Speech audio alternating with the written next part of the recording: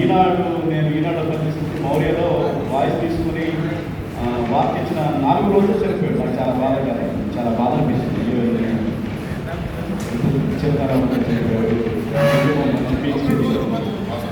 So ఆ మహానుభావుడిని మళ్ళీ గుర్తు చేసుకుంటూ ఈరోజు టీవీలో విగ్రహాన్ని చూడడం జరిగింది. దానికి సంబంధించి కార్యాచరణ పెట్టి మంచి దానికి ఏర్పాటు చేస్తే బాగుంటుందని నా సూచన. సో మహానుభావుడు బిఆర్ అంబేద్కర్ గురించి పల్లవించారు.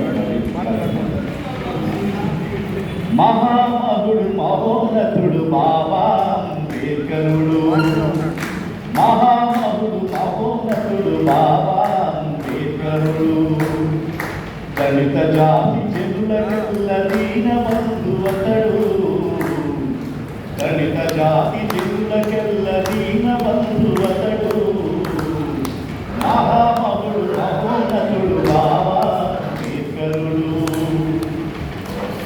అంటరాని కులంలోన పుట్టి పేదరికం ఒడిలోన పెరిగి, అంటరాని కులంలోన పుట్టి పేదరికం ఒడిలోన పెరిగి, అడుగడుగుల అవమానాలెదుర్కొని, అడుగడుగుల అవమానాలెదుర్కొని, అవనిలోని గొప్ప గొప్ప చదువులన్నీ చదివి దళిత జాతి ఉద్ధరించ అవతరించినట్టి కనుడు, మహామహుడు మహోన్నతుడు బాబా అంబేద్కరుడు, మహామహుడు మహోన్నతుడు బాబా అంబేద్కరుడు.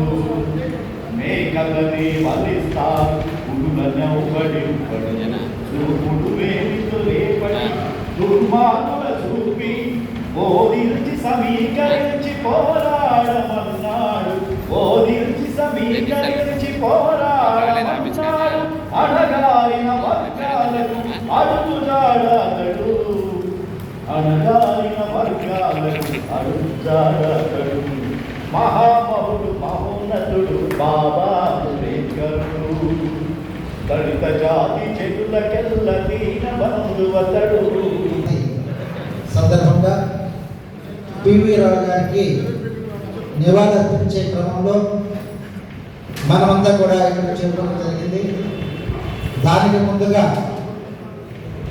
మొన్నటి పార్లమెంట్ సెక్షన్లో